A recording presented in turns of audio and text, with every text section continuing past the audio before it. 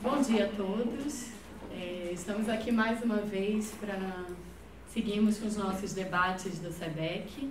Queria, antes de começar, e acho que eu não tinha feito isso das outras vezes, agradecer a presença de todos, agradecer a todas as contribuições que sempre vêm de forma positiva e que engrandecem esse nosso trabalho e esse nosso projeto aqui dos sábados pela manhã. O nosso tema de hoje do SEBEC é Dignidade Humana, República e Democracia no Estado Constitucional. E acho que o objetivo é a gente discutir mesmo o porquê do atual apreço, talvez excessivo para alguns, com o princípio da dignidade da pessoa humana. Por que a gente escolheu esse princípio como, sei lá, o norteador de tudo, de todos os trabalhos, a justificativa para todos os posicionamentos, para todos os direitos, todos os pleitos? Por que a dignidade da pessoa humana? Apenas para fazer uma breve abertura antes de passar a palavra para o nosso expositor, se a gente for reparar na Constituição, o princípio da dignidade da pessoa humana está no título 1 dos princípios fundamentais e é apontado como um dos fundamentos do nosso Estado democrático de direito. Mas se vocês forem reparar, ele não é o único fundamento. E no rol dos 5 princípios fundamentais, fundamentos da nossa República, ele na verdade ocupa a 3ª posição. Então, por que a dignidade da pessoa humana e não soberania e não cidadania? Por que essa escolha? E se formos também fazer uma análise da Constituição, a dignidade da pessoa humana, ela aparece expressamente considerada em 2 momentos específicos. Nessa primeira parte, como fundamento do nosso Estado, e também no capítulo específico da família, da criança, do adolescente, do jovem e do idoso, trazendo que a dignidade da pessoa humana é um fundamento do planejamento familiar responsável, livre, que é uma decisão do casal. Então, especificamente considerado, nós temos esses 2 pontos, mas em vários outros dispositivos da Constituição a gente vai conseguir encontrar termos norteadores para a gente conseguir alcançar uma concretude para esse princípio. O que efetivamente é o princípio da dignidade da pessoa humana? E aí, com esse questionamento, eu já passo a palavra para o nosso expositor.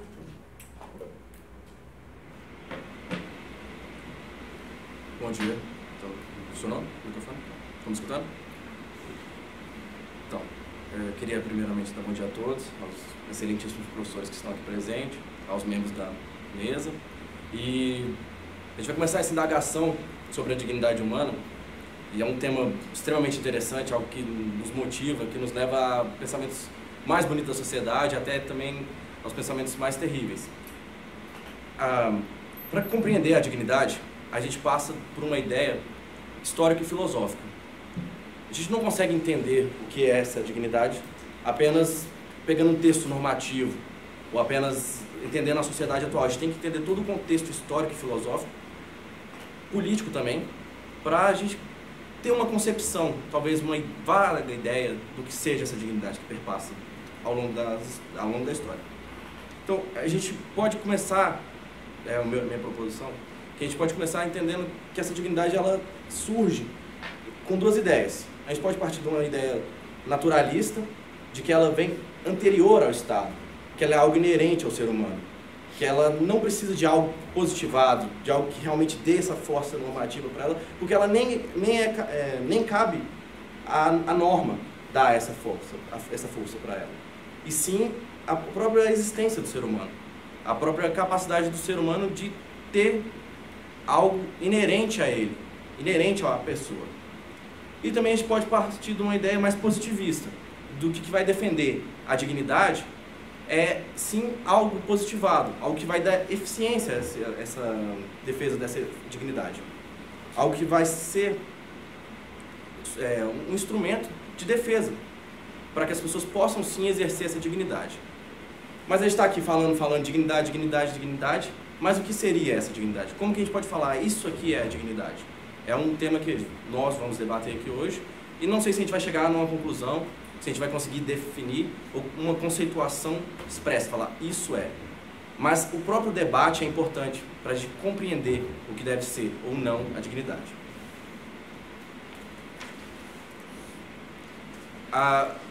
Entendendo um pouco mais desse sentido histórico que eu quis trazer.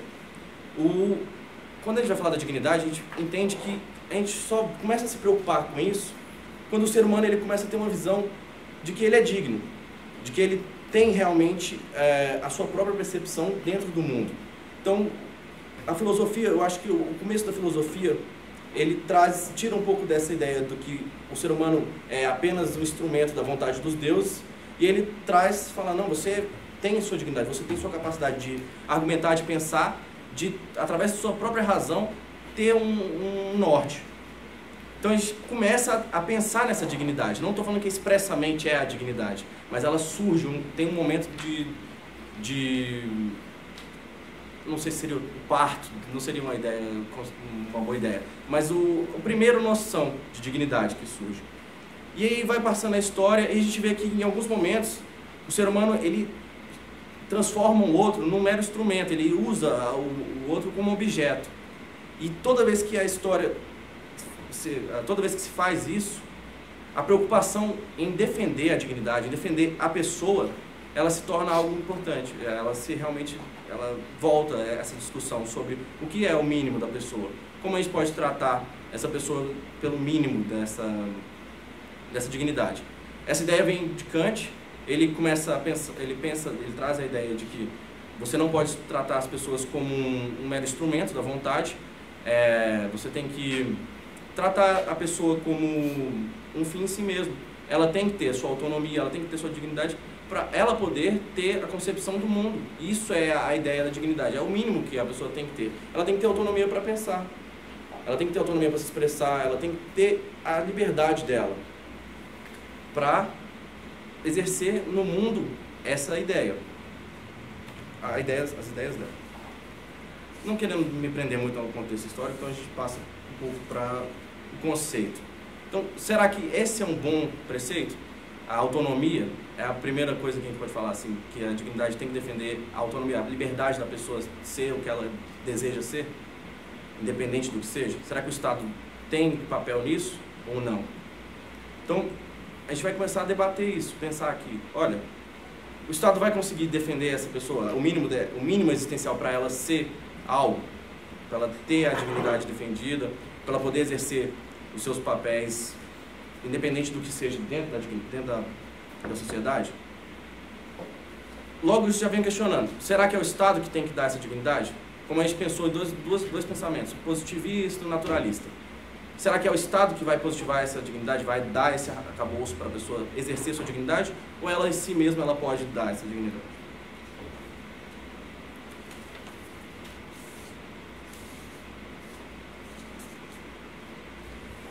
Então, nesse primeiro momento, eu trago alguns questionamentos para essa mesa. São eles. Como é que o positivismo vai dar uma força para essa dignidade? Ele vai conseguir constituir ou vai ser algo muito abstrato? A gente vai utilizar uma norma, um princípio-norma para defender toda a dignidade. Por exemplo, a professora mesmo falou que está na nossa Constituição como um fundamento estruturante da nossa sociedade, mas ele tem força, ele consegue ser utilizado mesmo de maneira eficaz, ou a gente acaba utilizando ele de maneira superficial, acaba utilizando ele para tudo, ou acaba banalizando a ideia do que é a dignidade, utilizando ela sem critérios, só como uma carta coringa mesmo. Outro ponto que eu trago aqui é que, quando a gente fala da dignidade, a gente tem essa ideia de que ela funda todos os outros princípios, os outros direitos. Tudo decorre da dignidade. Será mesmo que ela é esse guarda-chuva todo? Ela está por trás de todos os direitos? Os outros direitos fundamentais, eles têm que ter ela como base para serem exercidos?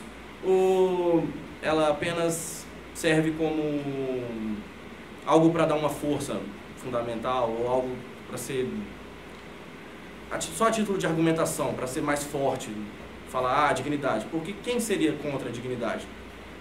Dificilmente a gente encontraria alguém que falasse, não, a dignidade não é algo que tem que ser observado, não é algo certo.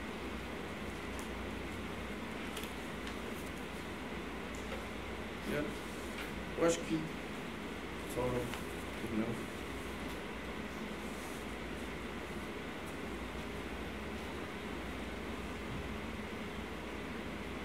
tá. Então, por fim, eu quero trazer aqui para a mesa debater a aplicação desse princípio pelo judiciário, como que o judiciário vai compreender a dignidade, como que ele vai aplicar ela, e se ele tem essa legitimidade, se é ele que realmente que vai definir o que é dignidade ou não, se depende da política, se depende da norma positivada, e se é o judiciário mesmo que vai poder fazer isso. E outra, quando a gente fala como é estruturante da política e da nossa sociedade, como que a dignidade ela vai ajudar o indivíduo a instrumentalizar as pretensões deles, a pretensão dele, política ou social, enfim, como ele vai ter essa dignidade defendida pelo Estado ou não. É isso. Acho que a gente pode começar.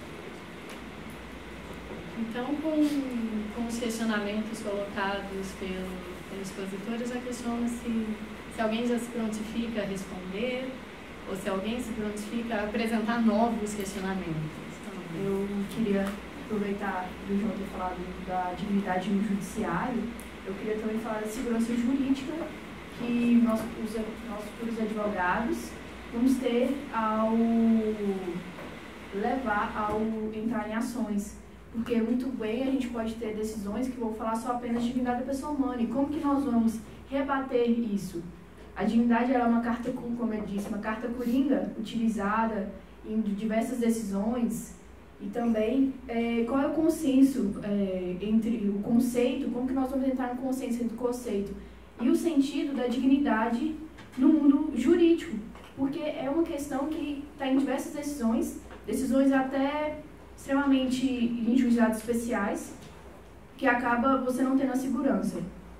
E também a dignidade, por falta desse conceito, desse sentido, temos grupos progressistas que vão utilizar ela de certa forma, mas também temos grupos conservadores que vão utilizar ela a favor deles. Então, qual o conceito, o sentido que nós vamos fazer para a dignidade da pessoa humana? Eu deixo esse questionamento.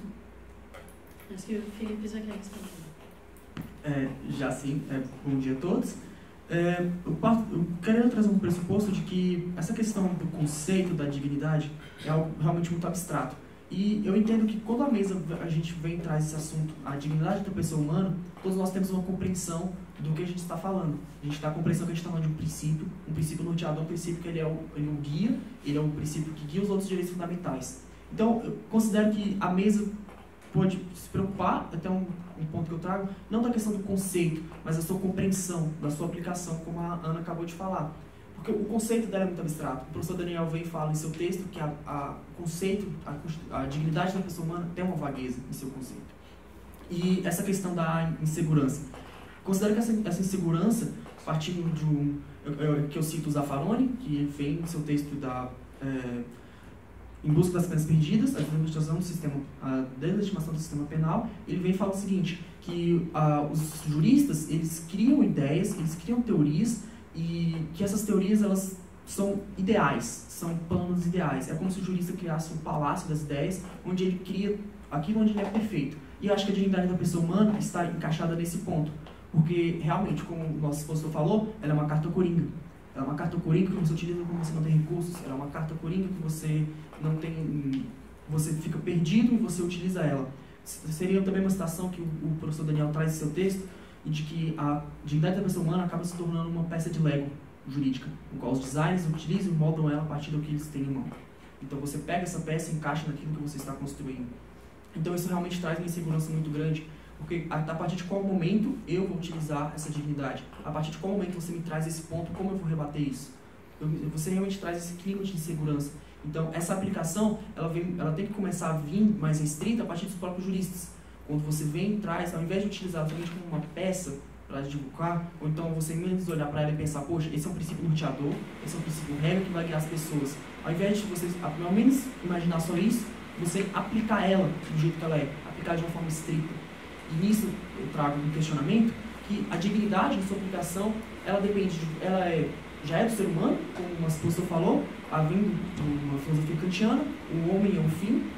Ela já é para isso, para o fim do homem, ou você tem a dignidade, ou você é um objeto que você tem. Porque o ministro Barroso, em um dos seus votos, fala o seguinte: o Brasil é um país que prende pessoas pobres. Você que tem recursos, você pode buscar a dignidade, você pode recorrer até as últimas instâncias a partir do argumento da dignidade. Mas quem não tem esses recursos não consegue chegar tão longe. Então, a dignidade, ela é sobre ser ou ter. Professora Elisa. Bom, bom dia a todos. Primeiro eu queria até trazer uma contextualização a partir da exposição do João Pedro.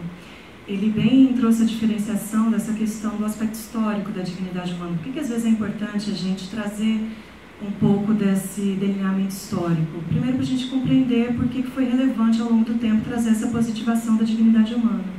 Se a gente parar para pensar, o marco histórico da positivação da dignidade humana encontra-se na Declaração Universal dos Direitos Humanos. É algo muito recente, 1948 para cá, que tivemos a ideia de uma dignidade positivada, garantida numa Carta de Direitos. Até então, não quer dizer que não existia a ideia de dignidade, ela existia, mas era um aspecto muito mais discutido no âmbito religioso, filosófico. No ponto de vista jurídico, isso só se concretizou após a Segunda Guerra Mundial. Então, quando se discute o conceito de dignidade humana, é até algo inerente a ser um termo abstrato, ser um termo indeterminado, justamente, primeiro, por ter sido uma questão recente, e para que desse unanimidade na concretização jurídica desse direito no ponto de vista positivado, ele tinha que ser um conceito aberto, adaptável a diferentes visões de mundo, a diferentes culturas. O problema é que, como tanto a Ana Luísa quanto o Felipe acabou de colocar, discutir o conceito de dignidade humana remete, sobretudo, a discutir os termos de sua aplicação, aos casos concretos, do ponto de vista jurídico mesmo. Obviamente, a gente pode trazer uma perspectiva filosófica, de discussão, em outros aspectos também para além do campo do direito. Mas quando a gente fala no campo do direito, é interessante a gente observar o que os colegas aqui já colocaram.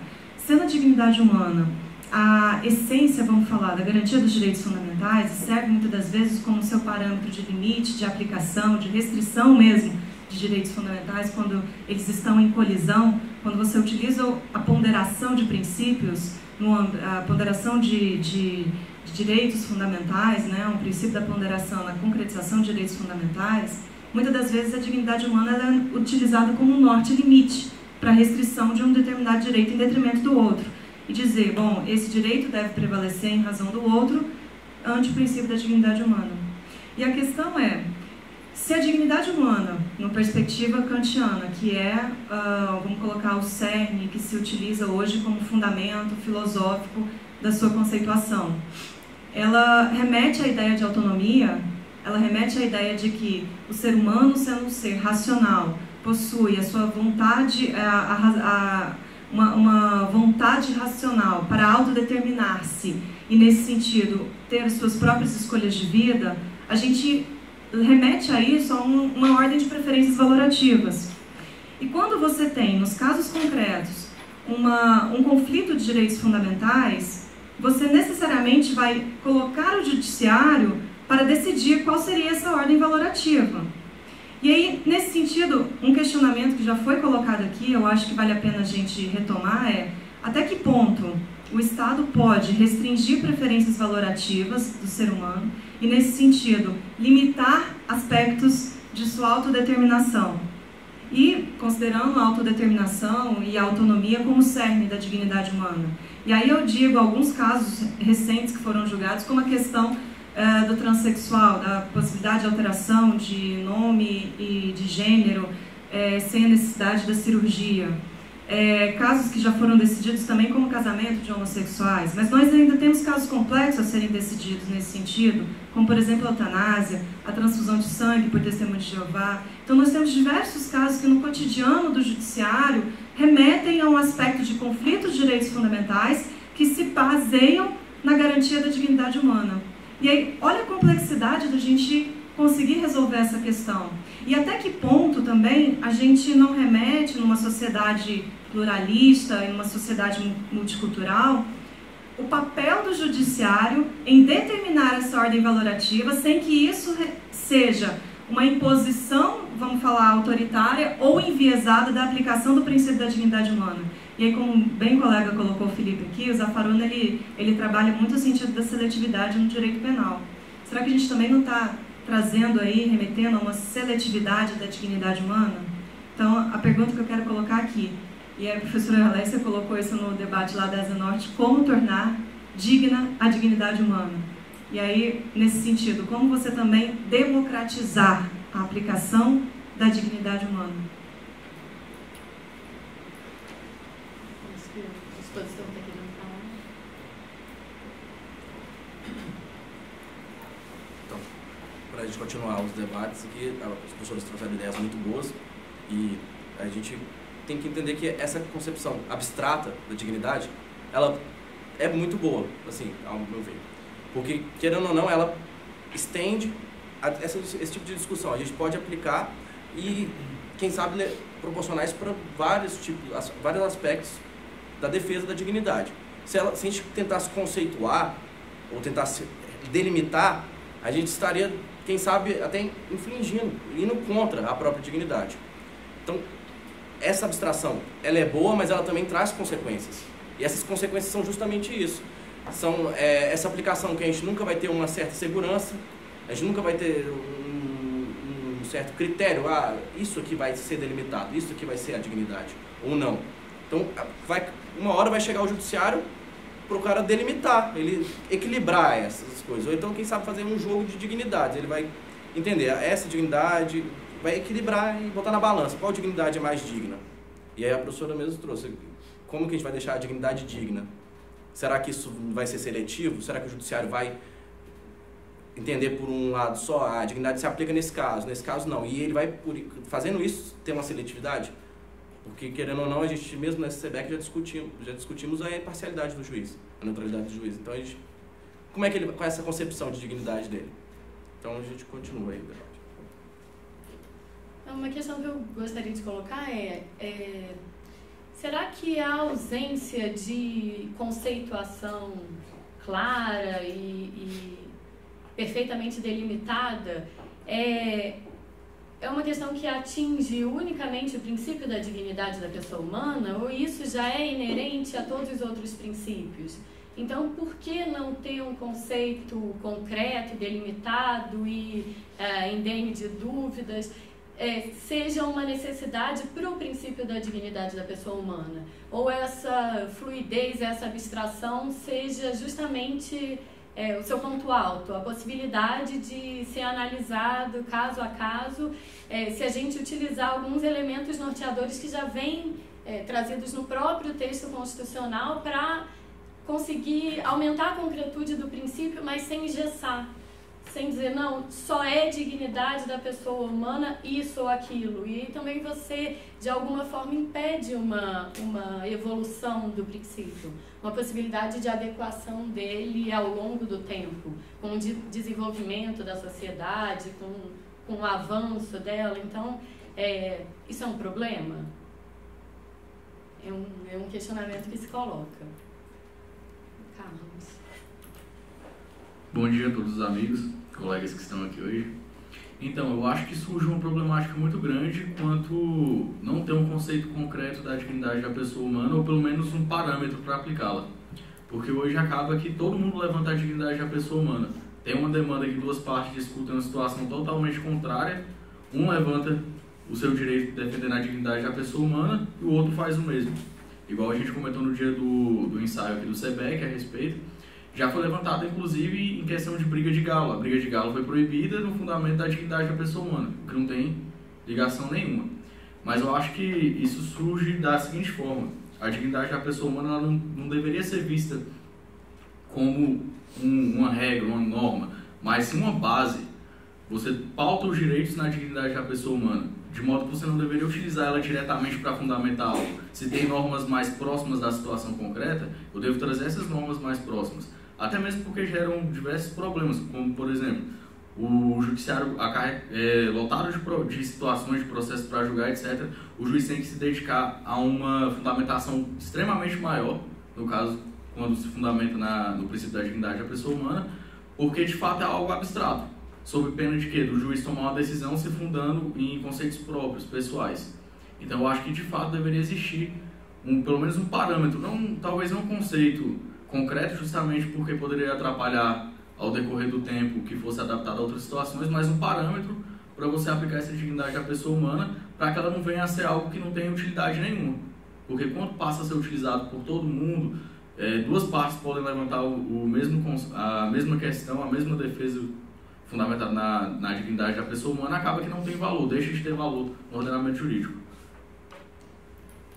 Acho que até um dos pontos levantados por você no seu argumento é o critério de especialidade, né, que foi defendido pelo professor Daniel Sarmento, que deveria ser utilizado para se achar uma solução mais próxima do caso concreto, não recorrer sempre à dignidade da pessoa humana, e sim a um outro princípio ou até efetivamente a uma outra regra que seja mais próxima do caso concreto e não indiretamente reflexo o princípio da dignidade da pessoa humana.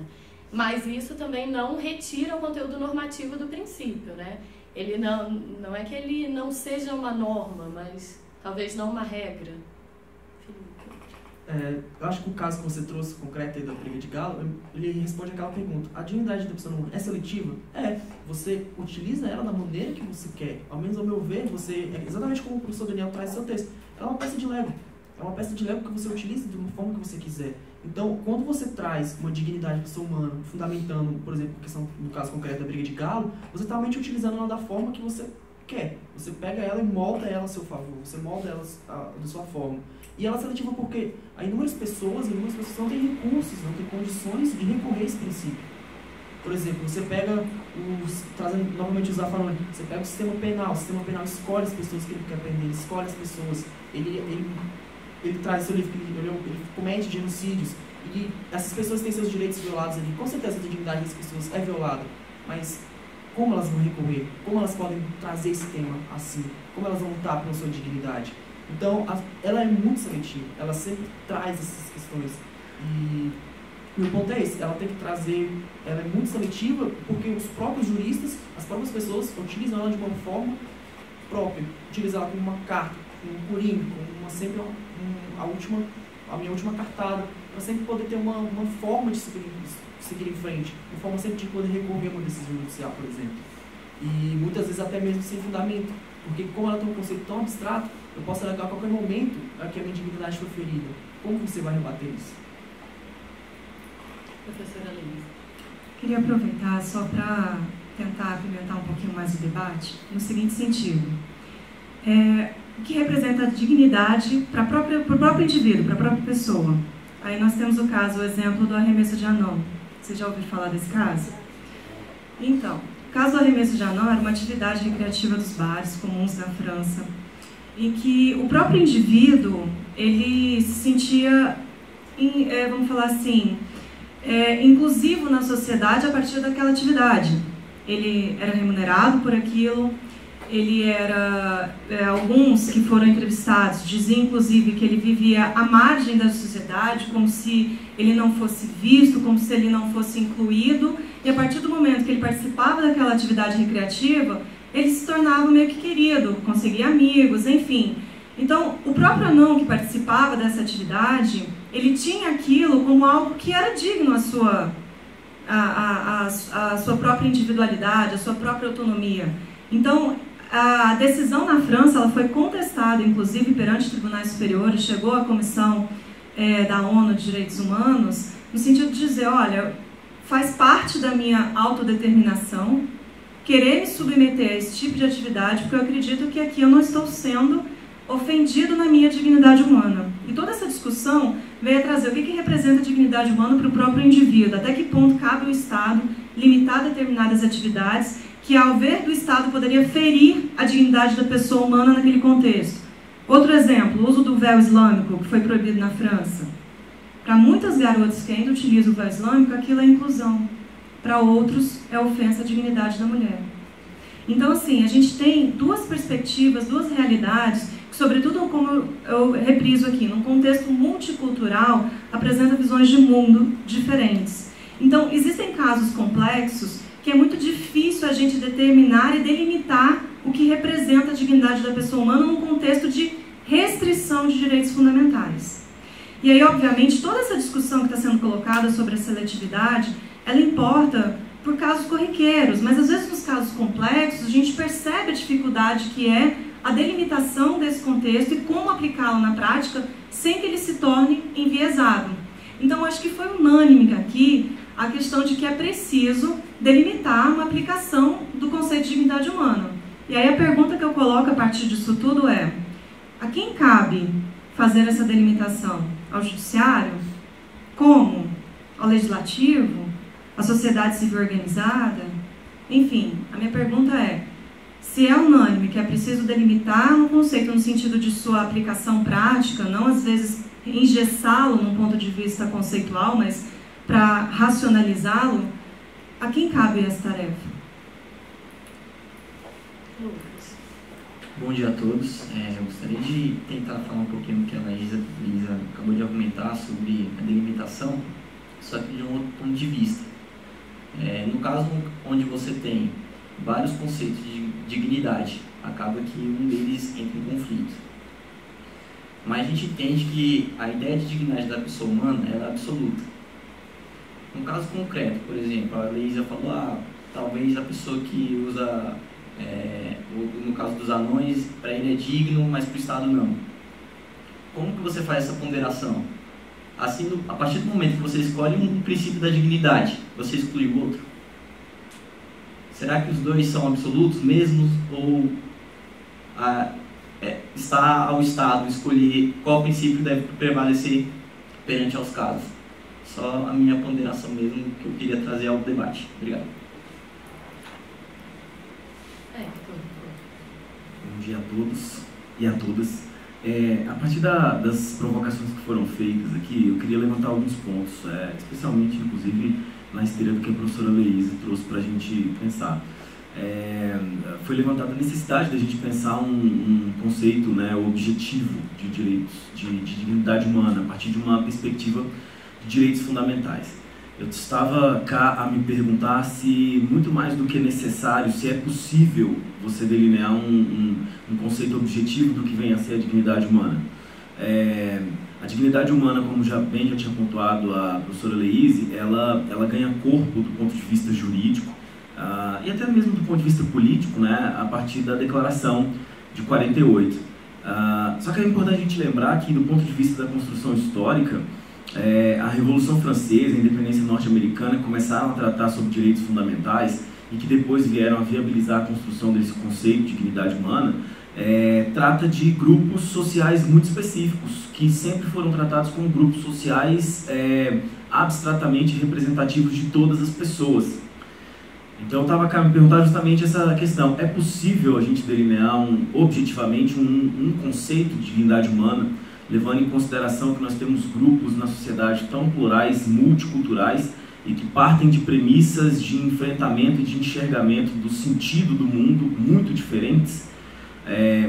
Parece-me que a busca por esse conceito ideal de dignidade humana, né, essa ideia objetiva da dignidade humana, ela fatalmente viola uma noção de concretização do sujeito de direito, aquele a qual é determinada a aplicação ou o reconhecimento da dignidade humana, na medida em que é como se nós estivéssemos voltando, a partir dessa objetividade, àquele homem abstrato, né, da Revolução Francesa, né, aquele homem, o cidadão francês, aquele sujeito abstrato que nós sabemos que tem nome e sobrenome, né? A gente está falando de um homem branco, europeu, a gente está falando de um homem branco, europeu que tenha posses, burguês provavelmente, com uma religião determinada, cristã.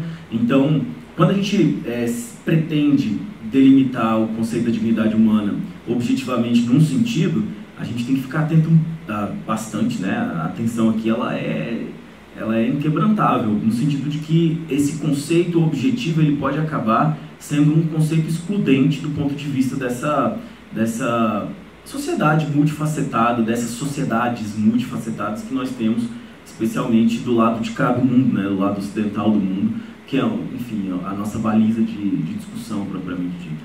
Eu gostaria de levantar esse ponto, né? É necessário, pode ser, mas antes de ser necessário, é possível delinear um conceito objetivo de dignidade humana? Muito bem pontuada toda essa dificuldade de se alcançar que seria uma dignidade da pessoa humana numa sociedade plural. Isso, a dificuldade já é exponencial se a gente imaginar essa conceituação nacionalmente. E se formos considerar de um ponto de vista transnacional, que a gente precisaria trazer um mínimo de uniformidade no conceito de dignidade da pessoa humana, se formos pensar nos tratados internacionais, acho que ainda aumenta a dificuldade. Se a senhora me permite uma parte? Sempre. É sempre importante pedir uma parte, né? Licença para falar. A professora Leise citou o caso do arremesso de anões e eu me lembrei agora de uma jurisprudência do Tribunal Federal Alemão sobre as mulheres que dançavam em boates, expondo seus corpos e dançavam em cima daquilo que é popularmente chamado de queijo, né? Que tem normalmente uma barra de ferro, de polidense, etc. e tal. E a corte chega à conclusão de que aquela prática é uma prática que fere a dignidade humana, independentemente daquela prática ser uma prática que, em tese, teoricamente, é uma prática de sustentabilidade da mulher a partir da sua própria vida, né? Por uma questão várias de condição, né? Eventualmente oportunidade, etc. Mas a corte alemã chega à conclusão de que aquela exposição do corpo feminino, especialmente ou tão somente para satisfazer a lascívia daqueles homens que se colocam, né, naquela condição, violaria a dignidade humana da mulher, porque reduziria a existência da mulher a um objeto, a um corpo propriamente dito, e você excluiria nesse ponto aí toda a fenomenologia mesmo, né? A questão existencial do ser, seria mais como se a gente voltasse ao ter, é o corpo, né? Como o Felipe colocou. Você sai do ser da dignidade humana e entra no ter, que o ter é o corpo, é a materialização, é a concretude, né? Então é um caso também interessante para a gente pensar qual é o limite disso e se é possível. E claro, né, a gente tem que, quando vai analisar essas questões, a gente tem que olhar para a floresta, a gente não pode ficar olhando só para a árvore. A árvore não diz muita coisa sobre o que está acontecendo no restante do lugar. A floresta é que vai te dizer exatamente o que é que está acontecendo. É uma visão sistêmica. Essa decisão da corte alemã, ela vem numa decisão de corte alemã que, embora seja um país que tem um altíssimo índice, por exemplo, de ateus, é um país de tradição cristã, né? Cristã, protestante cristã. Então, é óbvio que existe aí também uma influência de outros fatores quando você vai determinar essa dignidade humana. E daí eu retomo, né, a possibilidade desse conceito objetivo de dignidade humana. Me permite, por favor, só fazer um adendo, aproveitando a fala do professor Hector. É interessante porque esse caso do Tribunal Constitucional Alemão, embora nesse caso eles dissessem que esses shows de peep show, fossem inconstitucionais, porque feriam a dignidade humana, eles citavam que o caso, por exemplo, do striptease não seria. Que striptease teria uma vertente artística, que aí a mulher não estaria sendo o objeto, mas sim seria uma vertente artística. Então, compreendam como, às vezes, a argumentação ela pode ser um peso para um lado e outro para parâmetros semelhantes, né? Então, é muito complicado quando a gente realmente tenta objetivar a questão, porque, por si só, o conceito ele é relativo. Isso, a maioria da doutrina, inclusive brasileira, estrangeira, coloca a dignidade humana como um conceito como um conceito relativo, não como um conceito absoluto. E aí o problema que se impõe apesar de ser claramente um conceito relativo, os tribunais ainda elevam a uma carga como se fosse um parâmetro absoluto, muitas das vezes. E aí eles evitam colocar o contexto da dignidade humana como algo relativizado, colocam aquilo como quase que um manto de argumentação intocável. E aí o que se impõe relativizado no momento são os direitos fundamentais em jogo. Mas aí por detrás deles utilizam um parâmetro quase ideológico e vamos falar assim, norteador absoluto da dignidade humana. E esse é um problema que se impõe, porque o próprio professor Daniel Sarmento fala, os tribunais não têm a coragem de expressar que a dignidade humana é por si um conceito relativo. Bom dia a todos.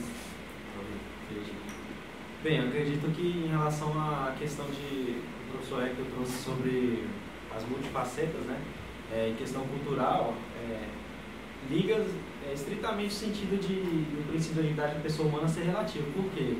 A partir do momento que a gente entende, por exemplo, que a Alemanha, vamos supor que é um país, obviamente, em sua maioria cristão protestante, nos leva a criar a ideia que Daniel Sarmento traz, do Estado ser laico, né? Laico no sentido de que a aplicação do princípio, sendo relativo, ele não vai favorecer aqueles que se ausentam de uma religião e também não vai se ausentar daqueles que são, na verdade, cristãos, judeus e etc. A questão do Estado ser laico é a questão que ele fala que o Estado ele é imparcial. A aplicação do princípio da dignidade da pessoa humana tem que ser imparcial, não favorecendo X ou Y, A e B, mas sim ele tentando abarcar todas essas pessoas que estão dentro de um sistema normativo, né? No caso, por exemplo, da Alemanha, o ato da, vamos supor, polidência, ele fere o princípio da dignidade da pessoa humana, porque na visão dos juízes, ela fere um princípio, mas no caso do striptease, na verdade, ele não fere um princípio. Eu acredito que é muito relativo, e esse é um problema, inclusive, do princípio da dignidade da pessoa humana, porque de várias formas, para uma pessoa, a polidência ela pode não ferir, assim como o arremesso de anão para o próprio anão que está sendo ali praticado o ato, ele não fere o princípio, e sim para outras pessoas que, na verdade, não estão ali como, entre aspas, personagens, estão ali tentando definir o que é ou não o princípio da dignidade da pessoa humana. Eu acredito que esse conflito é bastante difícil de delimitar, solucionar, a partir do momento que, assim como o Felipe trouxe aqui, o princípio da dignidade da pessoa humana é como se fosse um Lego, ajustável de acordo com a visão e a necessidade de cada aplicador.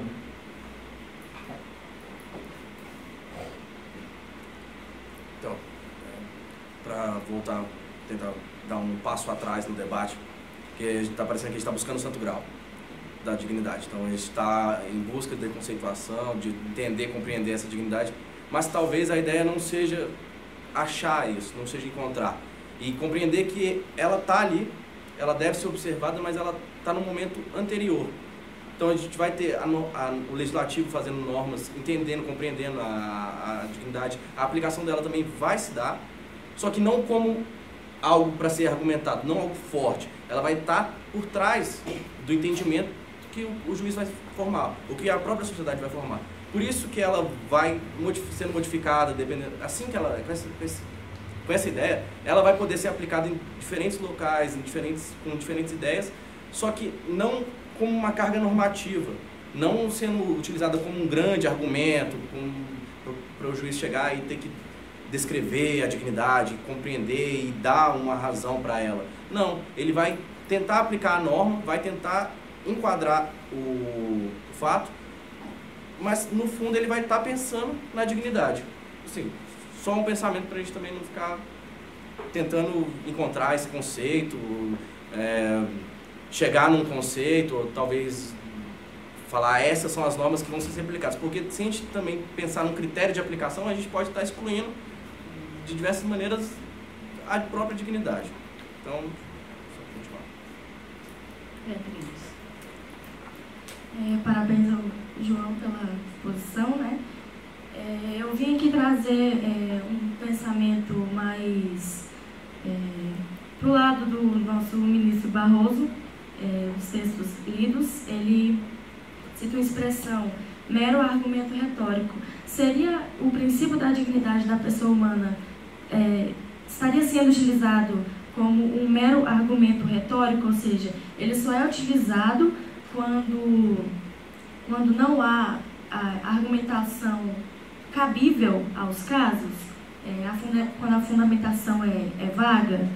Eu acredito que esse princípio seja extremamente amplo e essa amplitude que alcança todas as suas, como eu posso dizer, todos os seus efeitos, ele alcança a todas as pessoas. E trazendo aqui também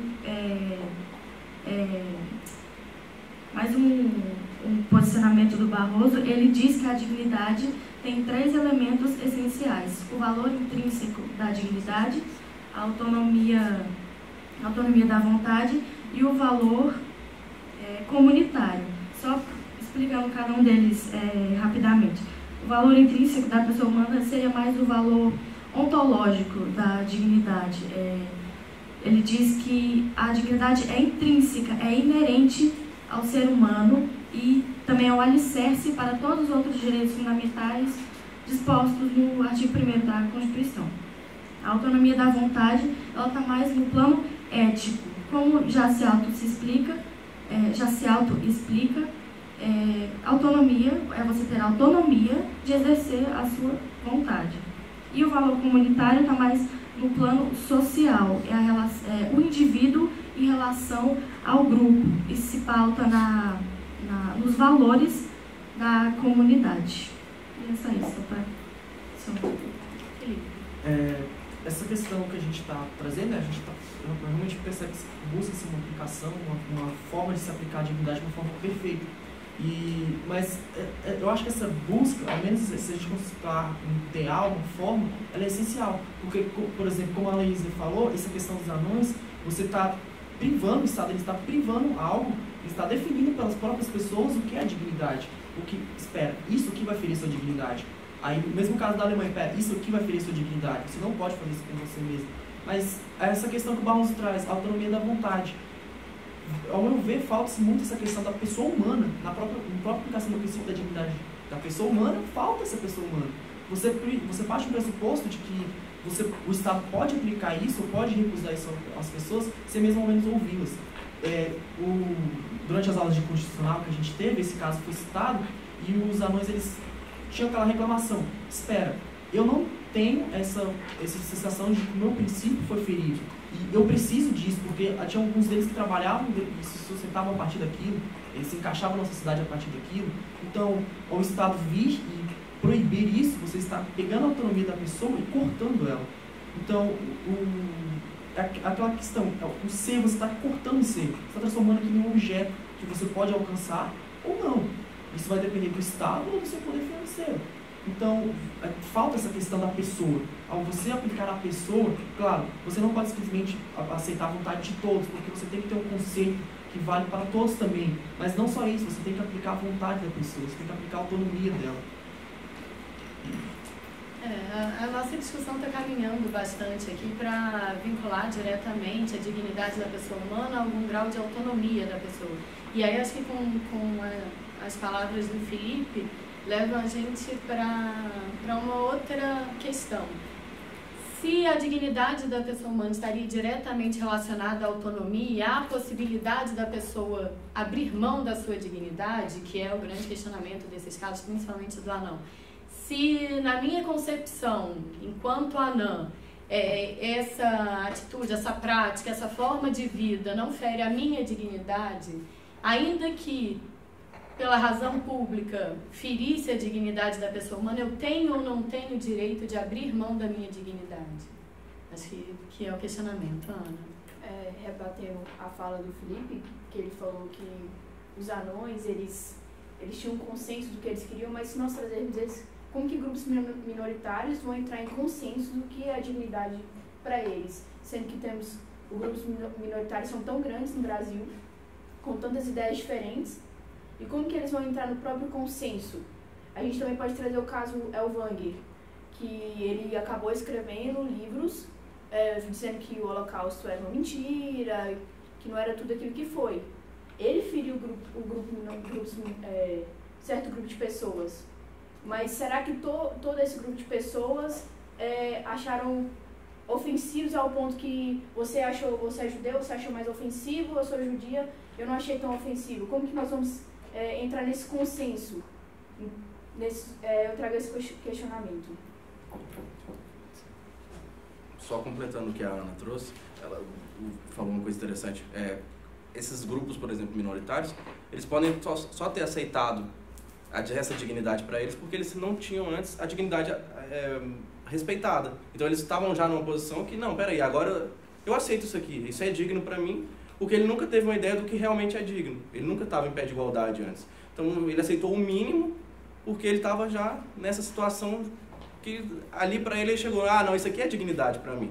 Mas talvez ele não teria essa mesma visão se ele já tivesse todos os direitos respeitados, ou os direitos fundamentais respeitados, se ele não se ele se aceitasse assim. Enfim, só um adendo. Bom, eu queria aproveitar, então, já que a gente está atrelando muito o conceito de dignidade na perspectiva dos direitos fundamentais, e em um ponto mais transcendental até de garantia dos direitos humanos, qual o papel da dignidade na garantia desses direitos humanos e desses direitos fundamentais? Então, eu queria fazer essa reflexão, sobretudo porque o texto do Jeremy Waldron, ele vem a questionar esse aspecto, e justamente no sentido seguinte: até que ponto a dignidade humana, sendo fundamento dos direitos humanos, dos direitos fundamentais, contribui para a concretização desses direitos? Então, era mais ou menos nessa linha que eu queria colocar, porque toda a argumentação que está sendo trazida aqui é no sentido de concretizar direitos fundamentais e de, evidentemente, reconhecer o avanço da positivação desses direitos ao longo da história. Só que se a gente pensar que a perspectiva de avanço da positivação desses direitos ao longo da história remete à ideia de dignidade, então, como a gente pode efetivamente contribuir para o avanço e para a garantia desses direitos, vamos falar num contexto multicultural e multifacetado de garantia desses direitos, até mesmo de abarcar cada vez mais a inclusão de minorias, de grupos excluídos. Então, obviamente, toda essa discussão da dignidade humana infere ou reflete diretamente na garantia de direitos fundamentais. E daí, então, qual o papel da dignidade humana na concretização desse direito e por que ficar discutindo, às vezes, a conceituação ou a delimitação e os parâmetros dessa dignidade humana? Outro ponto também aqui que a gente vem colocando a todo momento, que é preciso um consenso, é preciso alcançar um consenso, é preciso buscar um consenso, o que seria dignidade, qual é o conceito de dignidade. Existe alguma matéria que a gente realmente tenha alcançado o consenso? A gente precisa buscar o consenso para o princípio da dignidade da pessoa humana? Isso é, de novo, trazendo a fala do professor Hector. Isso é possível? A gente consegue alcançar isso? E a gente, não sei nem se a gente consegue alcançar, a gente deve buscar um consenso? Num tipo de sociedade plural e diversa, o consenso é possível? Como disse a Ana, dentro, no seio mesmo dos grupos minoritários, não se alcança um consenso, como vai se alcançar ele nessa pluralidade? Então, é possível?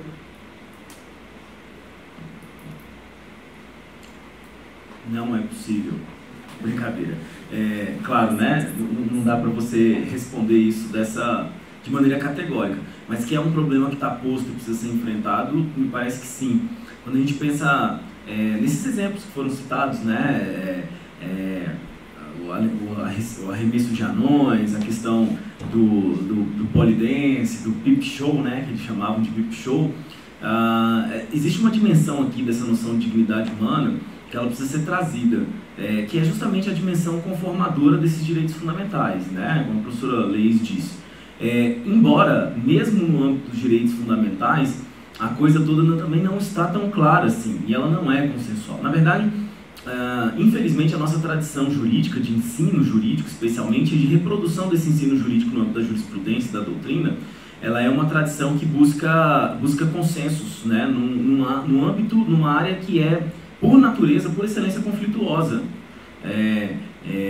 Me parece que nós, né, que estamos pensando o direito hoje como operacionalizar esse direito da maneira mais correta ou mais viável possível, parece que nós temos que partir da premissa de que o conflito ele não é o problema do direito em si. Na verdade, o conflito é a fonte da riqueza do direito, né? Então, quando a gente pensa no conflito como fonte de riqueza do direito, é que surgem os grandes desafios sobre como delimitar o que é a dignidade humana, porque o conflito está posto, né? O conflito está posto. Como pensar em dignidade humana, por exemplo, a partir daquilo que diz o juiz quando o juiz tem um lugar de fala, por exemplo, né, para citar uma autora, professora também, Jamila Ribeiro, como falar dignidade humana, uma única dignidade humana, quando o lugar de fala do sujeito que fala sobre dignidade humana, ele é um lugar que vai delimitar o que é essa dignidade, né? Como a gente diz, né, olha, o anão pode considerar que não, ali é um trabalho digno para ele está ganhando grana, de repente ele está incluído socialmente, se ele passou a vida inteira tendo problema de arrumar um emprego, agora ele tem um emprego, né? E aí eu acho que é importante a gente se perguntar republicanamente qual é a medida que nós temos ou podemos ter para definir o que é digno ao outro, né? Levando em consideração todo esse aparato plural, né? De pessoas, de compreensões, de entendimento, enfim. Felipe. Só dando minha resposta à Ana também, assim, eu concordo com ela. É um problema que a gente não tem como delimitar um conceito, uma compreensão, não um conceito, uma compreensão de dignidade para todos. Não, é um problema que tem que ser enfrentado, porque todos têm, como eu falei, todos têm essa parte da autonomia, todos têm que buscar essa dignidade, a autonomia de vontade. Mas dentro mesmo desses grupos minoritários, claro, há divergências de ideias. Há pessoas que vão falar, isso fere minha dignidade, isso não fere minha dignidade. Mas o meu ponto é, essa autonomia tem que ser considerada, essa vontade da pessoa tem que ser considerada, essa escolha dela, essa opinião dela. Claro, tem que ter uma compreensão mínima acerca da dignidade, porque ela tem que chegar a todos, ela tem que alcançar a todos, mas também tem que ter essa autonomia. Então deixa eu jogar um problema para cima de vocês para esquentar mais ainda esse debate na mesa. Quando a gente pensa na autonomia da vontade, que me parece ser um argumento interessante para pensar a dignidade humana, a gente pode pensar, por exemplo, o caso que nos últimos anos tem sido recorrentemente debatido no Brasil, que é o caso das internações compulsórias de pessoas que são dependentes químicas, dependentes de entorpecentes, né? A pessoa está lá na Cracolândia e ela utiliza crack, ela utiliza qualquer outro tipo de droga, bastante violenta do ponto de vista da saúde, e ela diz, não, com base na minha autonomia da vontade, eu não quero ser internado, não quero passar por tratamentos. Isso é digno? Só antes de passar para a professora Leísa, eu escrevi um artigo exatamente sobre isso. Acho que você leu meu pensamento nesse momento, professora. Eu queria só acrescentar, acho que a pergunta do professor Hector é bem relevante, justamente porque, primeiro, pensar a dignidade humana no contexto do Estado democrático e constitucional de direito é lembrar que democracia é dissenso, não consenso. Então a gente não pode buscar consensos aqui, senão realmente a gente vai acabar restringindo outras possibilidades de dignidade humana. Uma coisa é você falar de dignidade humana no contexto individual, outra coisa é você falar de dignidade humana para garantir direitos econômicos, sociais. E aí, esse caso, por exemplo, ali nós temos dois pesos, né? O direito do indivíduo, evidentemente, a não ser internado contra a sua própria vontade, e o direito do Estado, em garantir também saúde pública, em garantir segurança. Então, a gente tem essa perspectiva de garantia de dignidade, não no aspecto kantiano, de o ser humano abstrato, que não é contextualizado numa sociedade. E se a gente perceber a garantia de dignidade humana num contexto social, a gente tem que levar em conta não só a dignidade do indivíduo, mas como a dignidade da coletividade. E aí como você harmonizar essas questões, sobretudo quando, numa sociedade, dificilmente as pessoas conseguem ter empatia pelo outro. Muitas das vezes, a minha dignidade é diferente, ela é aplicável para mim, mas eu não consigo reconhecer essa mesma dignidade no outro. E aí tem um autor que eu gosto muito, Emmanuel Levinas, que ele fala do humanismo do outro. É preciso a gente conseguir compreender a humanidade do outro, que muitas vezes a gente não compreende. Uma sociedade cada vez mais individualizada, no ponto de vista de uma sociedade capitalista, é muito difícil a gente ter essa perspectiva de empatia. Então, como fazer isso? Como conjugar a dignidade do indivíduo nessa questão comunitária? Bom, só antes de passar a palavra para o Carlos, que pediu, só mudar um pouco a dinâmica aqui, aproveitar a provocação do professor Hector e devolver a palavra para o Felipe, já que ele que estava atrelando mais energicamente a dignidade da pessoa humana, a autonomia da vontade. Então, para ouvir seu posicionamento sobre o caso apresentado. Enfim, ponderando, não foi nada pessoal, é porque a discussão da autonomia da vontade é uma discussão que é posta, inclusive, pelo ministro Barroso, como disse aqui a Beatriz, e que, do ponto de vista de uma autonomia da vontade, a gente precisa enfrentar isso a partir de um panorama brasileiro, porque uma coisa é você falar de autonomia da vontade, direitos fundamentais, numa perspectiva norte-americana, outra coisa é você falar isso numa perspectiva brasileira. Então, nessa ideia, né? Então, foi realmente para provocar, né? Eu acho que justamente esse é o objetivo da mesa, né? Não é todo mundo concordar e balançar a cabeça e falar todo mundo no mesmo sentido. É provocar e tornar o debate interessante. Então, sua vez, Felipe. Obrigado. Não, com certeza. Essa questão da Cracolândia, você tem uma pessoa ali que está dependente daqueles quesitos, daqueles dependentes químicos, e ele não tem aquela... Eu considero que a autonomia da vontade dele tem que ser respeitada. O Estado ele tem que ter um limite de intervenção dele. Até um ponto, por exemplo, até que ponto um juiz pode abdicar do ordenamento para aplicar esse princípio. Então, quando a pessoa tem essa recusa, você tem que levar isso em consideração se ele tem essa condição de recusar, porque às vezes ele não está em sua própria condição de saber, poxa, isso fere minha dignidade ou não. E aquele problema que eu falei antes, você tem que ter uma compreensão mínima que se aplica a todos, porque todos têm essa dignidade. A autonomia da vontade é um ponto extremamente essencial, mas ela também tem que ter uma compreensão para todos, porque ela tem que chegar a todos. Então, a vontade dele tem que ser respeitada, mas até que ponto essa vontade dele realmente expressa aquilo que é melhor para ele? O Estado também tem que conhecer isso, porque ele tem que garantir a segurança, garantir a saúde para ele.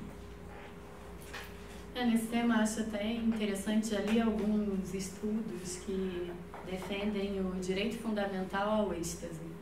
Que seria a possibilidade de eu buscar o meu próprio prazer da forma como me parece mais conveniente. Então, se a minha busca do êxtase seja por meio de entorpecentes ou alguma outra forma, desde que eu não fira o direito de uma outra pessoa, estar inserido dentro do meu rol de possibilidades de exercício da minha personalidade. Então, só... Isso lá dentro também, a gente tem países que fazem isso, a gente tem exemplos.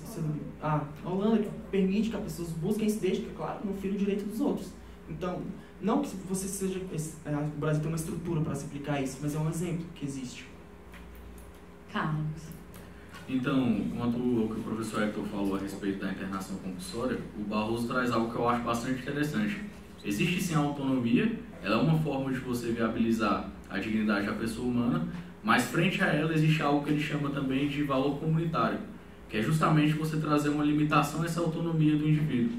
E uma das coisas que justifica o valor, essa imposição de um limite à autonomia do indivíduo, é justamente você tentar proteger o indivíduo dele mesmo, entendeu? Eu acredito que quando o cidadão utiliza algum tipo de droga e não traz um problema maior à vida dele, o Estado não deve intervir justamente para evitar que seja uma figura paternalista ali, decidindo tudo que o indivíduo quer fazer a respeito da sua vida e tudo mais. Porém, a partir do momento que isso se torna um problema maior, que coloca o indivíduo numa situação de viver numa cracolândia, que a saúde dele está em risco e tudo mais, o Estado tem sim que influenciar, que decidir e trazer essa limitação a ele. Porque é a mesma situação do suicídio assistido, embora seja muito controverso, existem algumas situações em alguns países que acaba sendo bastante pertinente, mas o Estado tem esse dever também de tentar evitar que o indivíduo faça algo contra a própria vida dele. Entramos na seara da razão pública agora. João Pedro que pediu a palavra antes, depois Leisa, e aí a gente vai abrir a palavra para a plateia. Era para fazer uma contraposição à fala que está no valor comunitário. Pode passar. Então tá, com licença. Deixa eu então só fazer uma interferência, porque na verdade, estou falando demais, né, eu sei, mas é porque o tema realmente é muito instigante. E eu, a partir da fala do Carlos, eu acho muito interessante, porque o professor Barroso, ele coloca os 3 pontos ali da dignidade, um deles é o valor comunitário. Nessa perspectiva do valor comunitário, o Daniel Sarmento ele fala que muitas das vezes a questão das preferências valorativas, elas são adaptativas à realidade social que a pessoa se insere. Então, muitas das vezes ela tem uma autonomia, mas essa autonomia acaba sendo cerceada pela cultura, ou delimitada pela cultura. E aí, até que ponto essas preferências valorativas adaptativas ou culturais, ou esse valor comunitário da dignidade, também pode interferir na autonomia da pessoa. Eu digo isso em casos até mais complexos que a gente percebe, como o caso do casamento infantil na África, o caso da excisão genitália, também no contexto, né, islâmico. Então a gente tem determinados, aí num ponto de vista mais individual e um pouco menos severo, assim, vamos falar assim, de restrição da autonomia, o próprio uso do véu islâmico. Então nós temos questões comunitárias também que interferem nas nossas preferências valorativas. E até que ponto também podemos dizer que o Estado está de fato garantindo a dignidade da pessoa humana nesse contexto comunitário. Então vamos falar assim, é um debate muito complexo quando a gente analisa todos os lados, todas as perspectivas que se colocam. Só concordando com o Carlos, que ele falou, a gente conseguiu dar um passo à frente. A gente estava discutindo antes a dignidade, a gente conseguiu entender a dignidade e agora a gente conseguiu fazer um debate dentro da dignidade, dentro da concepção da autonomia e do valor comunitário. Então a gente agora está debatendo essa questão com base na dignidade. Então a autonomia está levando ela a um extremo e a dignidade e o valor comunitário a gente também está levando a um extremo e botando eles em choque. Então chegou num ponto, acho que quase que sublime dessa discussão. E eu creio que a gente está caminhando para o fim do debate, né? Fim não, é o começo, mas a gente chega num outro ponto que a gente já passa para uma discussão um pouco mais teórica, não sei, ou talvez produtiva. Enfim, é só para... Eu concordo, a gente está evoluindo no debate, alcançando um refinamento maior do que no momento que a gente começou. Aí agora, antes de passar a palavra para o professor Hector, eu vou abrir a palavra para a plateia, que a gente já tem interessada, manifestando interesse em participar. Por favor, pode tomar assento à mesa. Antes de começar, só fala o seu nome para a gente. Naquela última. Isso.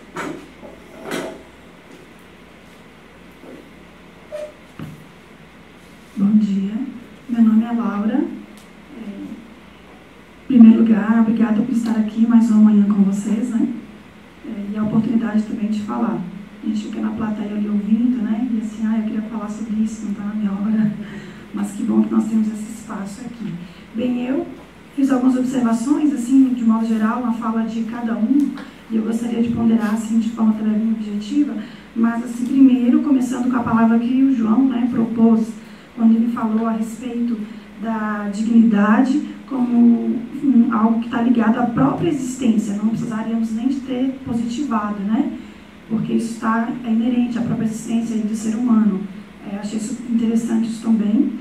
E também a professora Leísa, quando ela lançou a quem cabe, né, ao judiciário, ao legislativo, quem cabe aí, né, preservar ou instigar, será como podemos pensar esse valor aí da dignidade do ser humano, né? E também a Daphne também colocou a questão aí da sociedade coletiva, da questão da diversidade cultural, né? Não sei se a Daphne colocou, acho que o Felipe também, outros colegas colocaram. E também aí chega no embate quando o Hector lançou, também que eu achei assim que foi bem um embate, uma ideia para a gente realmente refletir sobre aí, quando se trata da autonomia da vontade, né, quando o Felipe colocou e comungou também com a ideia aí do Hector, para a gente refletir sobre a questão aí do dependente químico, né? Enfim, como aqui o espaço, né, nós estamos aqui justamente mesmo para expor nossas ideias, né, ninguém vai impor.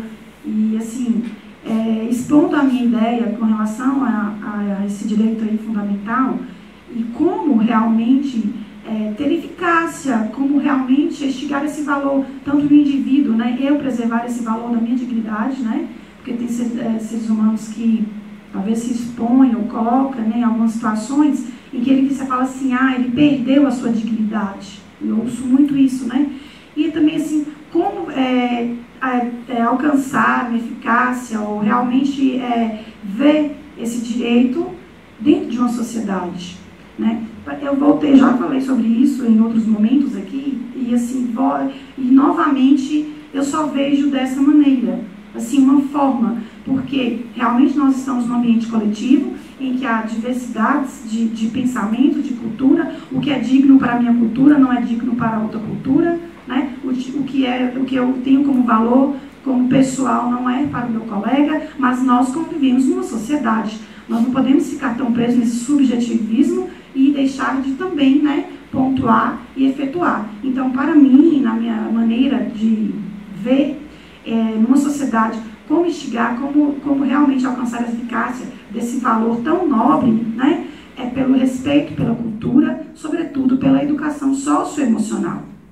Porque o ser humano, ele precisa ser educado. Talvez o ser humano, não vou falar somente na nossa cultura, no Brasil em si, mas a educação socioemocional, a partir do momento que eu tenho esse respeito pela diversidade, pela emoção que o outro tem em preservar aquele valor, né, eu realmente tenho ali uma sociedade mais harmônica, mais fraterna e, sobretudo, né, com a dignidade aí sendo respeitada.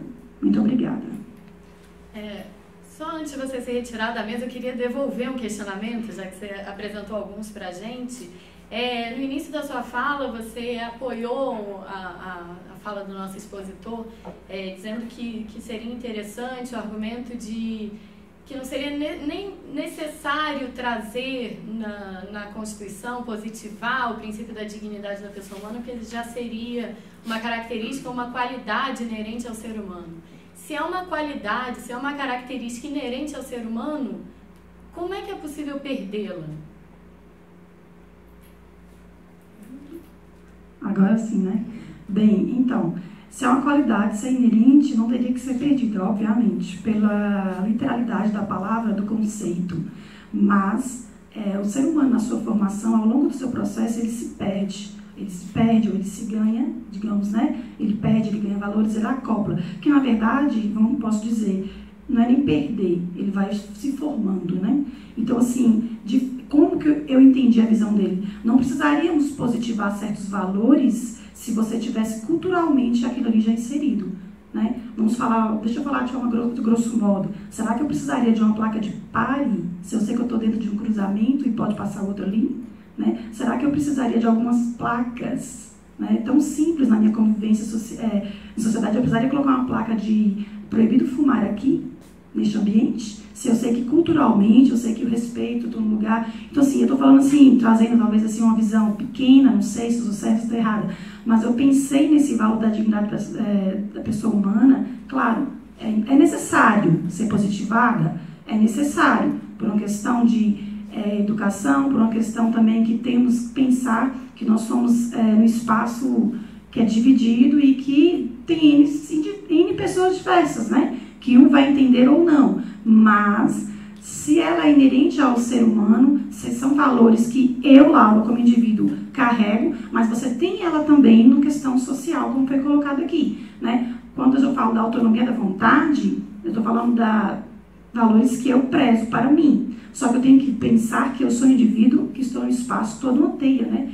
Eu sou única, mas eu não sou sozinha. Então, eu estou dividindo o espaço. O valor que eu carrego para mim, né, no meu mundo, qual foi o primeiro mundo que eu fui inserido? Foi a minha família, foi o meu ambiente. Foi o primeiro espaço, foi o primeiro mundo que eu tenho contato. O valor que eu tive é o que eu carrego ali.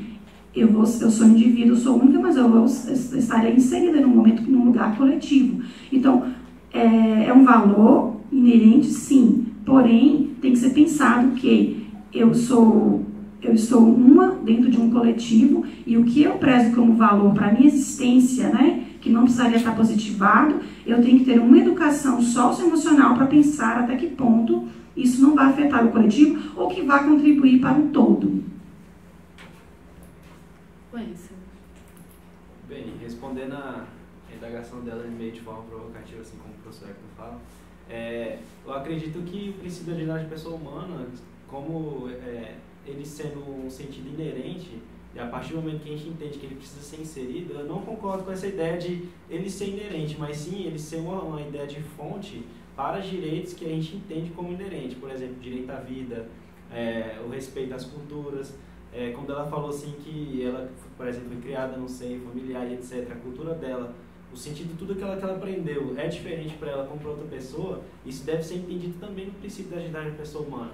Porque a partir do momento que, por exemplo, usar o véu para o islâmico é totalmente correto do ponto de vista da regra de fé dele baseada no Alcorão, baseada em Maomé, etc., a visão para mim como cristão, por exemplo, mesmo discordando ou não concordando, eu acredito que deva ser respeitado, né? Acredito que a autonomia, assim como o valor comunitário, estão em paz de igualdade a partir do momento que eu tenho autonomia de poder usar um véu, um talite judeu e etc., eu tenho também o direito também de não utilizar e assim abarcar as pessoas e acredito que tratá-las com respeito também de forma jurídica, respeitando a autonomia da vontade, até porque o princípio da dignidade da pessoa humana, da minha concepção na Constituição Federal, ela é, na verdade, um direcionador, né? Ela te direciona na forma como você deve respeitar os direitos fundamentais. E acredito também que a democracia, ela é vista dessa forma, né? Como a democracia sendo o princípio da dignidade da pessoa humana externado em forma de Estado social também. Eu acho que é muito importante a gente pontuar uma questão. Todo argumento de inerência, ele é um argumento extremamente perigoso. Quando a gente começa a dizer que alguma coisa é inerente à nossa condição, a gente está dizendo que alguma coisa é inerente à nossa condição dentro de um grupo social do qual nós fazemos parte. E automaticamente, quando a gente faz isso, a gente nega o que está fora do nosso grupo. Então, por mais que nós tenhamos esse fetiche de considerar a dignidade humana algo inerente à existência, isso não se justifica se você supera minimamente um ideal justnaturalista de explicação de direitos e de mundo.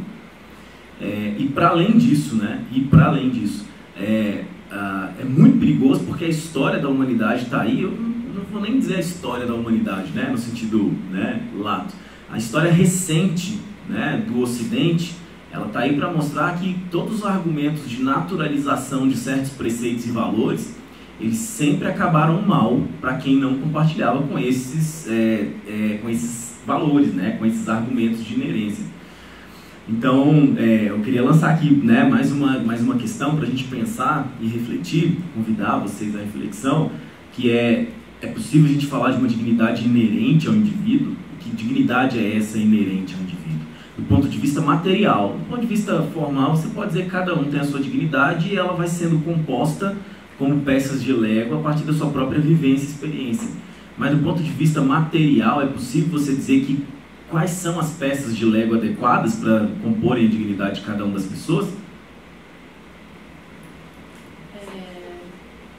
Você me lembrou muito a fala do ministro Aires Brito, que ele defende que o princípio da dignidade humana ele não deveria ser o princípio norteador do nosso ordenamento jurídico, da nossa Constituição, como alguns outros autores defendem, assim como a ministra Carmen Lúcia também defende.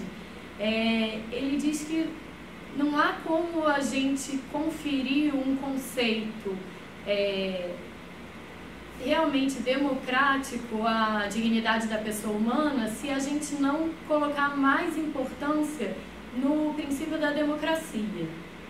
Porque num Estado não democrático, o que é a dignidade da pessoa humana? E a dignidade da pessoa humana ela pode ser preenchida, é o que a gente está tratando aqui o tempo inteiro. Ela pode ser preenchida sob o manto da dignidade da pessoa humana de formas completamente diversas.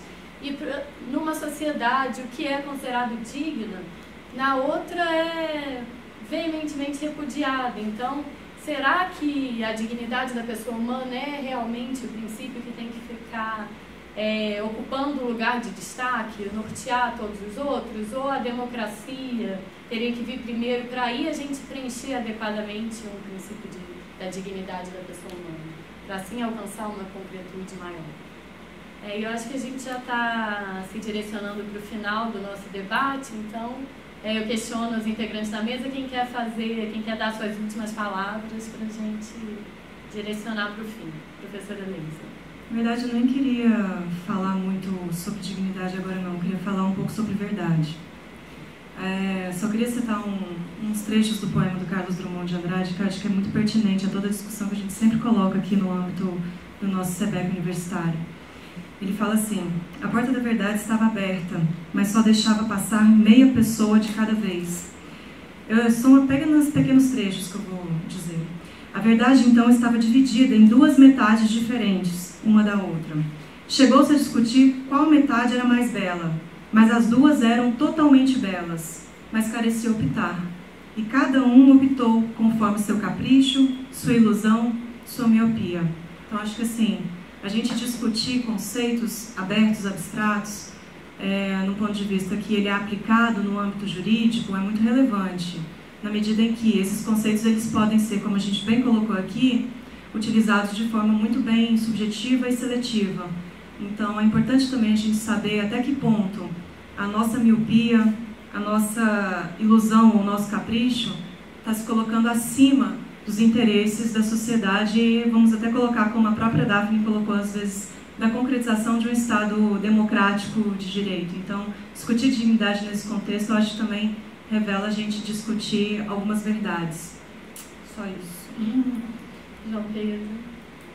Só para a gente terminar aqui, creio que a gente está com muito mais dúvidas do que quando a gente chegou aqui, mas com certeza muito mais instigados, com inúmeros questionamentos, dúvidas que vão motivar a nossa vida acadêmica. E queria deixar aqui registrado as minhas felicidades ao Wenzel por mais um ano de vida, e é isso. Então, nada como comemorar no SEBEC.